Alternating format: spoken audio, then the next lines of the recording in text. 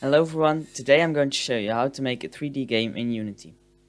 If you already have Unity installed, then click the timestamp in the description to the real tutorial. But now, let's get into it.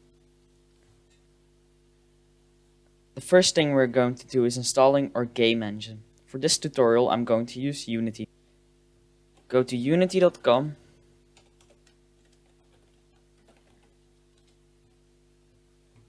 and press Get Started. Go to the Individual tab and press the Get Started under the Personal. Press the Start here and agree and download. It will start the download for your Unity Hub installer. If it's installed, launch the exe and go through the setup. Press agree and click the install button. I'm going to cancel because I already have Unity installed. Open the Unity Hub.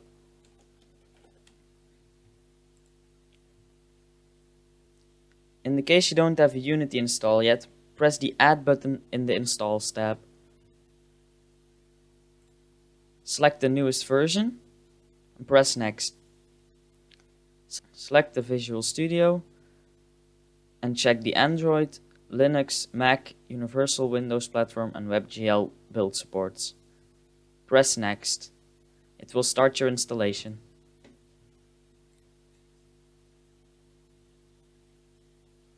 If that's done, click New and select 3D. Give your project a name like My 3D Game. Click Create. This will start up Unity for you. Meow.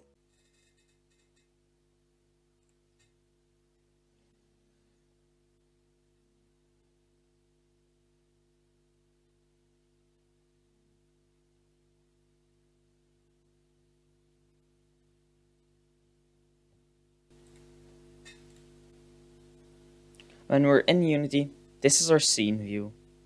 It shows your game world. In the hierarchy, you can see all the objects in your game.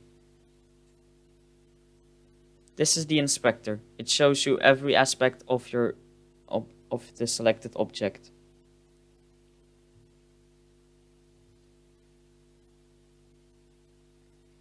Now we're going to right click and create a 3D cube.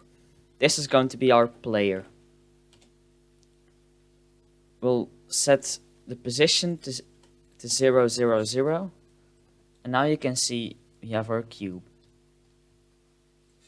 We'll also create a ground for him. Now we're going to right click, create a 3D object, and create a plane. We'll move our player up a bit and add a rigid body.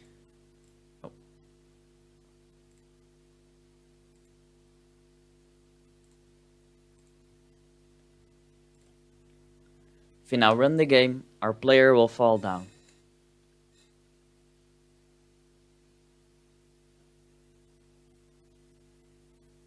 As you can see, it fell on the plane. Let's tilt the camera a bit so we can see it.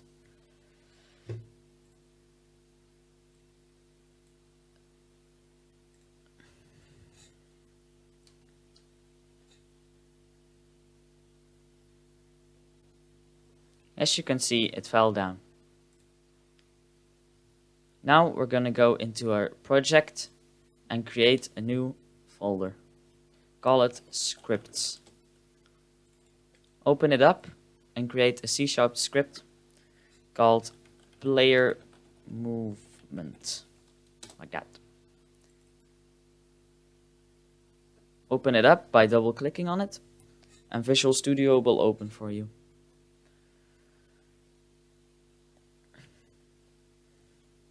So to start, we need to give our script a speed. Let's create a public float called speed and set it to 10 with an F for float. After this, we need to create a vector tree called movement in the update function. in the update function. Vector 3 called movement. And we'll set that to a new vector 3.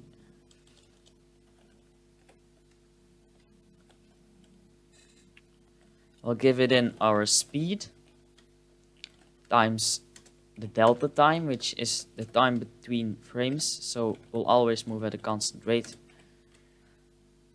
And the input,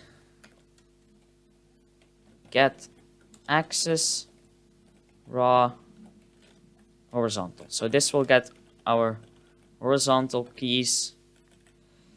Let's just add it. So we'll also need to keep the y at a certain point. So we'll set that to 0 because we don't want to add to the y. Now for the z, you also want to move this one. So we're going to take the speed. We're going to do it times the delta time.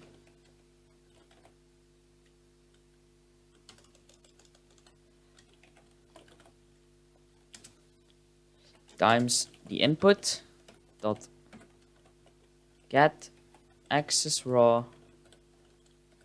This time it's going to be vertical.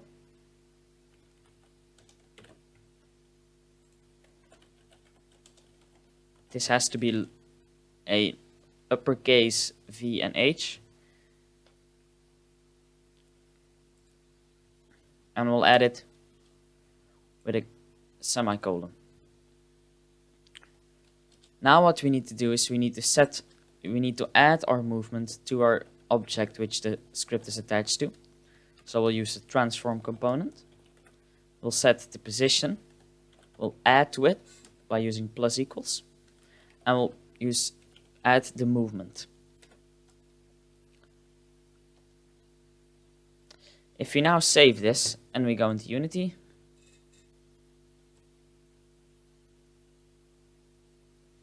and we press play,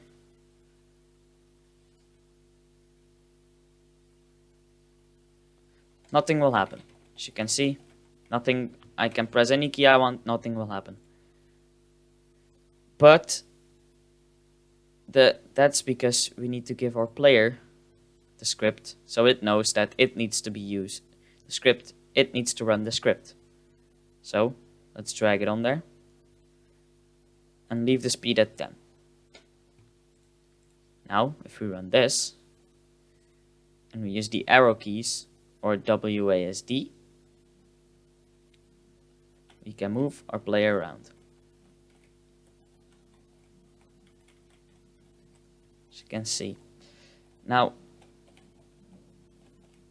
these controls are defined in the player.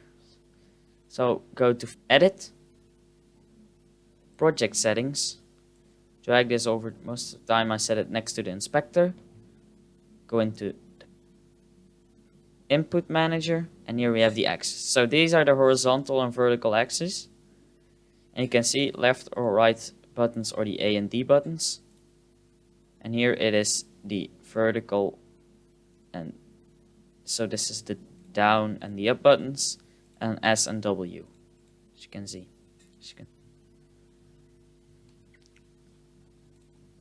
Now, we also want to have our player jump. So, we're going to go back into our script. And we're going to create some variables. First of all, we're going to get the private float jump force, like that. We're also going to use a bool, which is basically true or false, and we'll call it is grounded, because we need to check if it's grounded.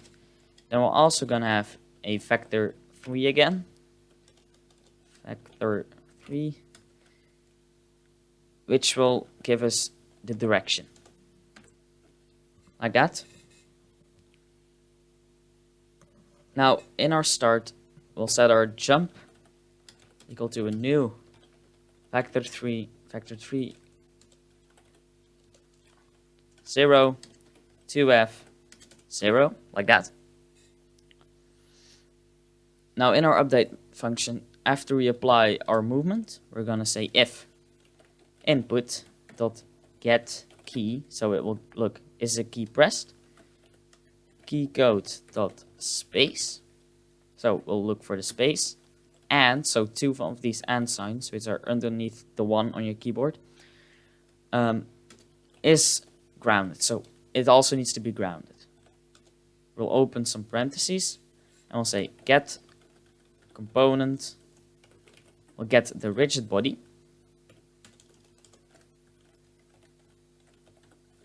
of this object, and we'll add a force to it.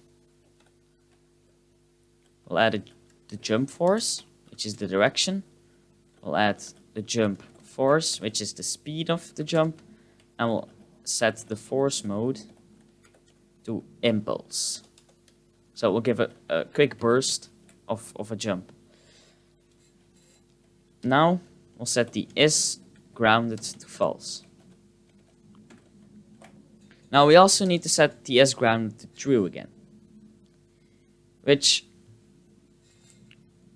can be done fairly easily. So we're going to create a new function, and this is very important that you use the same upper and lower cases as a SME and spell it exactly the same. So we're going to start with void on collision stay, and this will look, did it collide with something and did it stay there for longer than a frame? If it did, we'll set grounded equal to true. Now if we save this and we go back into Unity, we forgot a semicolon right here.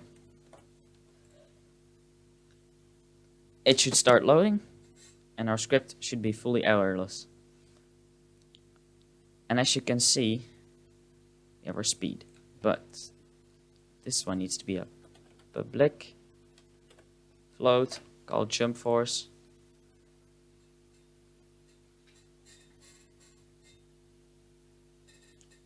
So we can edit it. Let's let it load. As you can see, we have a jump force of 0. Now, I think 2 in this case is a pretty good one. So let's play and look what it does.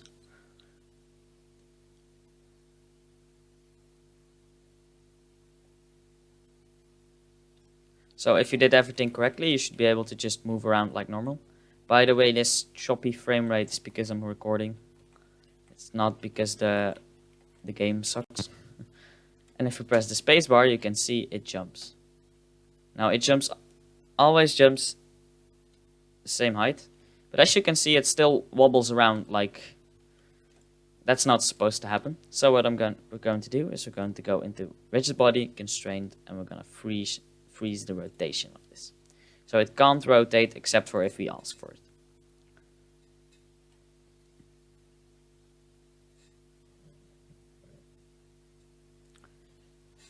So now it will just jump and we can control it in the air.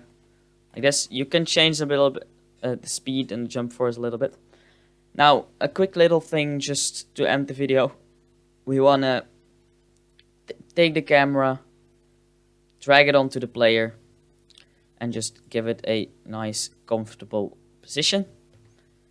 And now the main camera will be behind the player while we play.